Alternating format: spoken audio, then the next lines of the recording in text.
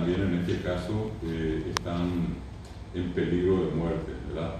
Desde ese punto de vista, quiero hacerles un primer comentario con respecto a la parte demográfica, a la cantidad de hablantes.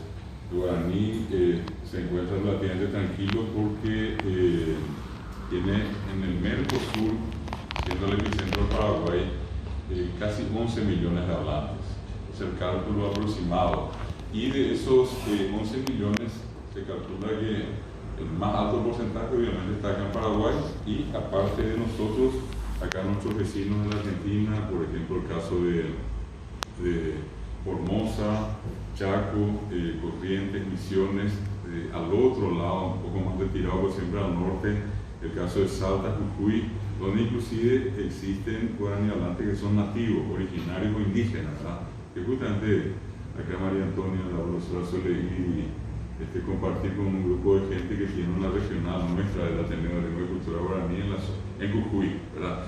Aparte de lo que sería Paraná, Entre Ríos, toda esa zona, y obviamente Buenos Aires. Buenos Aires, por una parte, por la gran migración de paraguayos en su momento, hoy hijos de paraguayos que siguen hablando, y una cosa muy llamativa, gente porteña que aprendió guaraní o que está estudiando guaraní.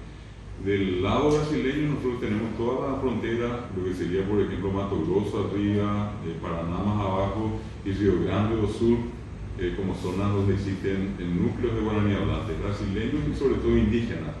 Y probablemente ustedes en más de una ocasión tuvieron la oportunidad de llegar por ejemplo a Río de Janeiro y encontrarse allí con núcleos indígenas guaraní hablantes. La misma cosa en la zona de San Pablo y en la zona de Río Grande do Sul, Florianópolis, Santa Catarina. Y la pregunta en todo caso que puede surgir allí es por qué existen nativos guaraní hablantes indígenas allí viviendo. Y es una cuestión religiosa. Los guaraní tienen la creencia de que lo que llaman, comúnmente ustedes habrán escuchado más de una vez con el nombre de la tierra sin mal, ¿verdad? Y ese lugar mítico que está ubicado hacia el este, hacia donde sale el sol. Entonces la tradición, la costumbre de ellos en un proceso de nomadismo, por una parte por la necesidad de la parte alimentaria, la otra obviamente buscando la tierra sin mal, es como acercarse y yendo a ese lugar de a pie, ¿verdad? Y esa ha sido la razón histórica por la cual muchos de estos grupos indígenas migraron y siguen migrando, ¿verdad? Nosotros tenemos el caso de unos conocidos que están acá cruzando el Paraná, seguramente ustedes conocen después de Iguazú, San Miguel de Iguazú, y allí vive una comunidad guaraní, Abá Guaraní, que ellos son de la familia Abá Guaraní, y ellos siguen hablando y siguen desarrollando toda su tradición cultural, con una característica muy llamativa. Los que tienen por arriba de 30 años, que son los que comenzaron la migración, en su mayoría todos fueron guaraní hablantes. Poco hablar castellano y si se quiere poco, mucho menos portugués. Al llegar ellos a San Miguel, aparece una segunda generación de jóvenes que en este caso ya hablaban castellano, guaraní y portugués. Y hoy ocurre algo más llamativo, ¿verdad? Las criaturas todavía mantienen el guaraní, pero su segunda lengua pasó a ser portugués. Cuando el punto de partida fue Paraguay, acá la segunda lengua que algunos de los adultos manejaban era el castellano, hoy están en territorio brasileño, hablan o guaraní o portugués, ¿verdad? Ya asimilaron mucho de la tradición digamos, cultural brasileña. Y otro caso así muy interesante es que en la zona de Bolivia, nosotros tenemos guaraní hablantes, por ejemplo, acá pegado al Paraguay, el caso de Santa Cruz, Tarija, Beni y Pando, que son provincias donde se habla guaraní. Bolivia tiene en este momento 37 idiomas oficiales, 38 con el castellano, y todas lenguas oficiales. Y la tercera lengua más hablada después del castellano y la aymara, quechua, es el guaraní, ¿verdad? Y luego ya están lenguas que nosotros tuvimos la oportunidad de estar en una reunión el año pasado, donde uno de los representantes bolivianos, en este caso indígenas nativos, nos contaba que una comunidad ya solamente tenía los últimos hablantes dos últimos habitantes hablantes de esa lengua propia, nativa de Bolivia. Bueno, si nosotros nos situamos entonces en el Paraguay y en la región, vamos a encontrar también guaraní hablantes en la zona de Uruguay. Existen nativos indígenas, guaraní, a quienes lo vamos a escuchar en otro momento, y también por otro lado vamos a encontrar nosotros a gente que habla guaraní, estando allí en Paraguay, inclusive algunos uruguayos que aprendieron, a lo mejor no a hablar tan bien como nosotros, pero entienden y se comunican, ¿verdad? Ese es un dato muy importante con respecto a lo que les decía. Cuando hoy se habla de lenguas en peligro de extinción y se cuentan ya aquellas que tienen menos de 100.000 hablantes, el guaraní entonces con 11 millones de hablantes está muy lejos de esa situación. Sin embargo, acá existen variedades de guaraní nativo, de guaraní indígena, como podríamos decirle también, cuyos hablantes tampoco ya son numerosos. 4 etnias, comunidades guaraní existen en la región oriental. Están los llamados Painta-Vitena, que están al norte, en la zona de la Mambay. Luego están, por ejemplo, los Huigá, que ellos cubren una gran extensión, pero en número no son tantos así, pero sí geográficamente están en Concepción, San Pedro, Caguazú, Guairá, Cazapá, Itapúa y la zona de Misiones, Argentina. En esa larga extensión, 15.000 Huigá, según el último censo. Y en el caso de los Painta-Vitena también 15.000, pero en la zona de la Mambaya. Eso básicamente cubre, la base es Capitán Bado, luego arriba Pedro Juan y más arriba Bellavista Norte. Y luego en la otra etnia, comunidad guaraní hablante, que se encuentra en la zona del Paraná, la costa del Paraná, que cubre Canindeyú, cubre la parte de Alto Paraná, que son los Abá guaraní, conocidos antropológicamente como Abá Siripá. Ellos no aceptan esa denominación porque Siripá es una indumentaria, ¿verdad? Entonces ellos se llaman entre sí Abá guaraní, Abá Catú, Abá Catueté, ¿verdad? Y los últimos dentro de esa familia guaraní hablante son los H. Los H que en número, les decía, los Paín, los Huigá y los Abá son 15.000 y los H no llegan a 1.000, la comunidad más reducida en número, y están distribuidas geográficamente en la zona de Maracayú, cerca de Curuguaté, una comunidad cuyo nombre suena más que el resto, se lo conoce como Chupapou a lo que viene allí la comunidad. Luego en la zona de San Joaquín, en Caguazú, luego en Tabapí y otra cerca en la proximidad del Cerro San Rafael, sería en la parte final de Cazapá el departamento, y Itapúa, ¿verdad? 900 personas. Y de entre todas de estas etnias que hoy tenemos, en principio la doctora Susnik, Branislava Susnik, hizo un estudio muy completo de casi 20 años. Ella consiguió ubicar 17 etnias, de las cuales 6 son de habla guaraní, 11 de que no habla guaraní. Y hoy en día, por un proceso de atomización, se aparecieron 2 etnias más.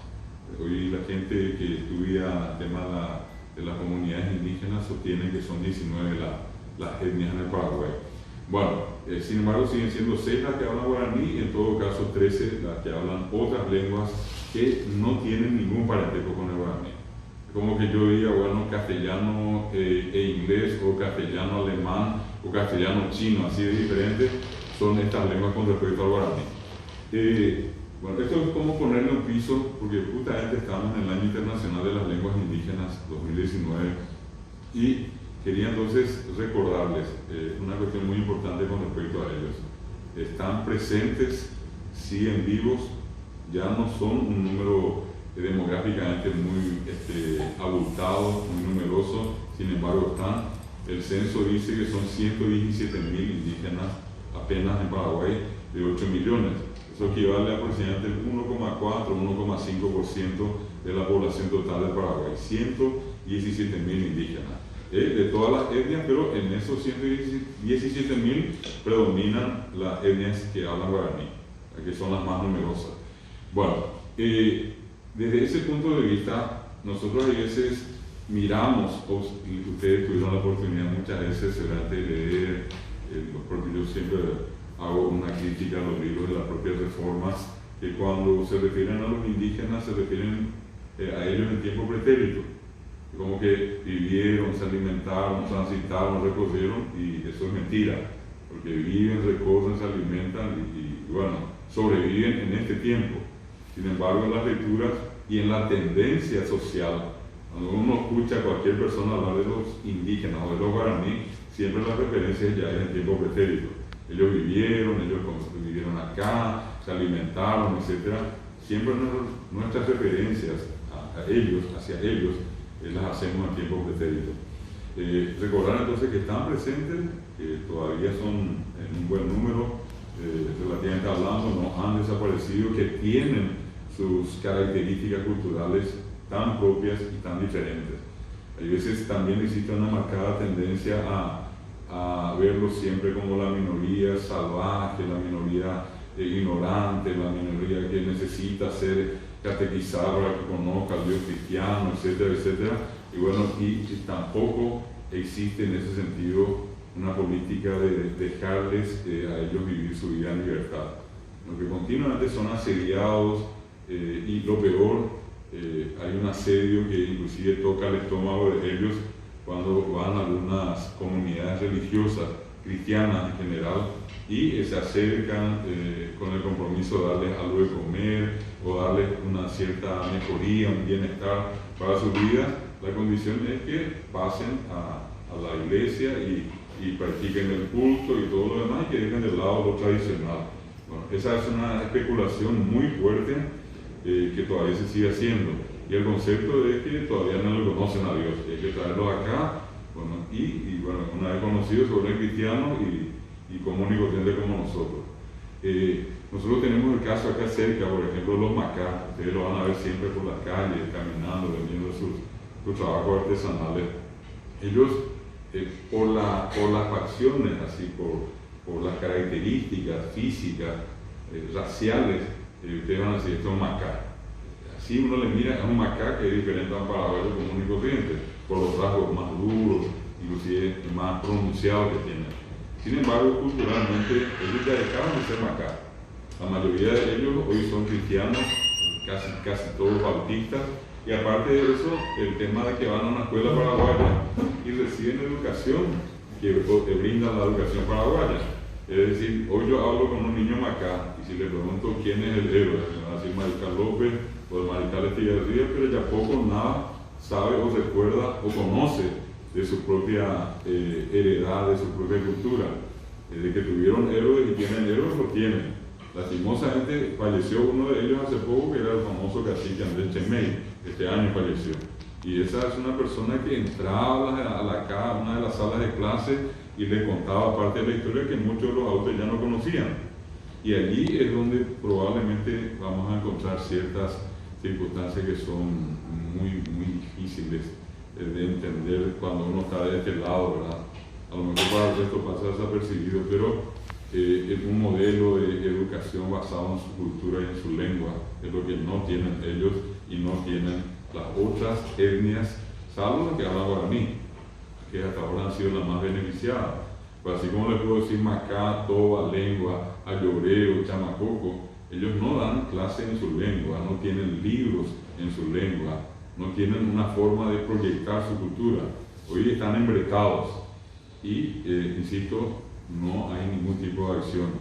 Han pasado gobiernos de todos los colores, todos han hecho sendas promesas, pero al fin y al cabo ellos continúan en las mismas o situaciones peores, ¿verdad? Lastimosamente esa es una deuda muy fuerte que socialmente tenemos y que en algún momento, si todavía se puede, ojalá algo podamos hacer para rescatar lo poco o casi nada que sobra. No olviden que hay un trabajo que en este caso fue liderado por la Secretaría de Políticas Lingüísticas, dentro de lo que sus posibilidades también financieras le permitió a la Secretaría de encargar un trabajo de investigación sobre la lengua guaná, que fue muy promocionada el trabajo que hizo el doctor Nicolás Gina. Bueno, y Gina fue y se encontró con una desagradable sorpresa, ¿verdad? 400 guaná, así, identificados como guaná, pero 4 últimas mujeres hablan guaná. El resto habla castellano, hasta alemán hablan también guaraní, pero ya no hablan guaná. Y con el agravante de que, así como ocurre con el guaraní, resulta que en la lengua guaraná también existe un vocabulario que solamente usan las mujeres y otro que usan los varones. Por ejemplo, los varones dicen seragü y seragü, la mujer dice semenbü. O el varón dice serembireco y la mujer dice semena. En este caso, lo único que Gina logró rescatar es lo que el vocabulario usado por las mujeres. Pues ya ningún varón guaná habla guaná. Y se perdió. Bueno, a eso me refiero cuando estoy diciendo que nosotros lo vamos a ver geográficamente, lo vamos a contar 400, 300, 2000, pero ¿qué tienen hoy culturalmente? ¿Qué tienen hoy lingüísticamente? Y poco o nada. Es lo que lastimosamente se convierte en una especie a corto plazo, o a lo mejor a mediano en algunos, pero es una especie de etnocidio, una muerte completa. No solamente la muerte física, sino que la muerte cultural. Todo como que se abre una cosa y todo va adentro, no queda nada de nada. Por eso es tan importante que carreras como las de ustedes acá en el Instituto de Bellas Artes, Instituto Superior de Bellas Artes, en algún momento puedan hacer una mirada hacia eso. Yo no les digo salir a hacer el gran rescate, pero por lo menos en las distintas carreras alguna cuestión vinculada a alguna etnia se pueda rescatar y se pueda proyectar en la especialidad que sea acá de la casa, pero sería una cuestión tan importante. Bueno, quiero mostrarles algo importante. El primer aspecto es la cantidad de hablantes, menos de 100.000 hablantes en peligro, ¿verdad? Y más de 3.300 lenguas en peligro de muerte en el mundo. El guaraní, de hecho, no está entre las 3.300 por suerte, por la cantidad que le dije. Segunda condición, estar presentes en Internet. Hoy todos nosotros vivimos en dos mundos, ¿verdad? Si quien más, quien menos pasa un buen tiempo de su día. Hay gente que pasa más tiempo, inclusive de la mitad, con un teléfono, en WhatsApp, en Twitter, en Facebook, Instagram, lo que sea, pero está acá y mira acá, y habla acá, pero mira otra vez acá. Es decir, ya se volvió una especie de adicción, y es una cosa muy llamativa, sobre todo en las criaturas pequeñas. Porque hoy en día la excusa es, bueno, que no llore más y darle el celular. Le da el celular, se calla, le saca el celular, no, dale más al celular, ¿verdad? Bueno, y lastimosamente, digo por una parte en el sentido de que eso genera ciertos trastornos que están demostrados, ¿verdad? Aparte del perjuicio a la vista, a veces por la intensidad de la luz. Lo otro es que en este caso también la criatura pierde la posibilidad de entretenerse y de hacer otras cosas como todo lo que estamos acá lo hicimos en algún momento, ¿verdad? Bueno, entonces, sin embargo, es una realidad.